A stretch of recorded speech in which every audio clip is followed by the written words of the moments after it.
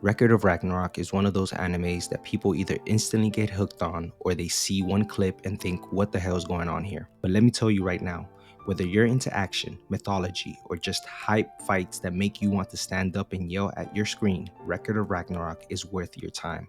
So today I'm breaking down 5 solid reasons why you should watch Record of Ragnarok. And trust me, this isn't your typical battle anime. It's bigger, it's crazier, and way more fun than you might expect. Here's the setup. Every 1,000 years, the gods gather to decide the fate of humanity. And after seeing all the wars, destruction, and chaos humans have caused, the gods decide it's time to wipe humanity out. But here's the twist. A Valkyrie named Brynhild steps in and challenges the gods. Instead of just erasing humanity, she proposes a tournament. 13 gods versus 13 humans in a one-on-one battle for the survival of mankind. That's it. Humanity's entire fate comes down to a fighting tournament between gods and the greatest humans in history. It's such a simple premise, but it works perfectly. It instantly raises the stakes. The fun comes from seeing which historical figure gets chosen to fight against the legendary gods. It's like watching mythology and history collide in the most epic way possible. One of the coolest parts of Record of Ragnarok is who humanity sends into battle. They're not random people. They're the most famous warriors, leaders, and legends from history. For example, Lu Bu, the unstoppable warlord from Chinese history, gets to fight Thor, the Norse god of thunder. Adam, literally the first man in existence, takes on Zeus himself. And trust me, the fight is one of the most hype moments in the whole series. Kojiro Sasaki, known as Japan's greatest loser because he never won a real duel, ends up fighting Poseidon. That match proves why he's remembered as one of the greatest swordsmen of all time. And it doesn't stop there. As the story goes on, we see fighters like Jack the Ripper, Raiden Tamamoon, Buddha, Nikola Tesla, and so many more.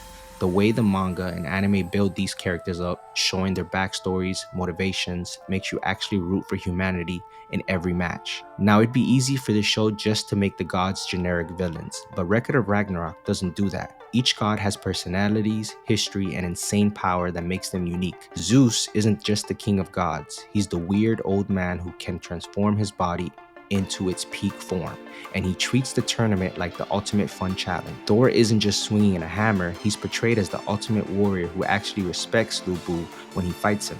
Poseidon, he's a cold, arrogant god who sees humans as ants, which makes his clash with Kojiro Sasaki all the more satisfying. And it's not just about power. The gods debate, argue, and even fear certain humans. It's interesting to see which god supports humanity and which one are all in on humanity's destruction. It gives the battle weight because it's not just humans versus faceless enemies, it's humanity standing up against the strongest figures from every mythology. Of course, the main reason you're watching Record of Ragnarok is the fights, and trust me, they deliver. Every match is like its own mini story. You get backstory, strategy, insane abilities, and crazy plots. For example, Lu Bu versus Thor isn't just a battle of strength. It's a test of pride between two warriors who live for combat. Adam versus Zeus is emotional because Adam is literally fighting for the survival of all his children, humanity itself. Kojiro versus Poseidon shows a man who spent his life losing, studying, learning from defeat, finally getting his moment of victory. That fight is so satisfying, it actually makes you emotional when he wins. Even later fights, just like Jack the Ripper versus Hercules, flip the script. Suddenly, the human fighter is the villain and the god is the one fighting for justice. It keeps things fresh and it proves the series isn't just about flashy punches, it's about what these battles mean. And let's not forget, the manga goes even crazier with later rounds, the Buddha stepping in and Nikola Tesla facing Beelzebub. The creativity and unpredictability makes every fight worth watching. This is what really makes Record of Ragnarok special. It's not just a fighting anime, it's like a crash course in world history and mythology, but with way more punching. Each fighter's backstory is presented in a way that makes you respect them. You'll learn about Lu Bu's battles, Jack the Ripper's legend, or Raiden's strength in sumo wrestling. And even if some details are dramatized, it's rooted in actual history. On the flip side, the gods are pulled from all kinds of mythologies: Norse, Greek, Hindu, even Japanese Shinto. Seeing Zeus fight Adam or Shiva clash with Raiden, it's like a fan fiction you never knew you needed, but now you can't stop watching. The mix of fact and fiction is what makes this series stand out.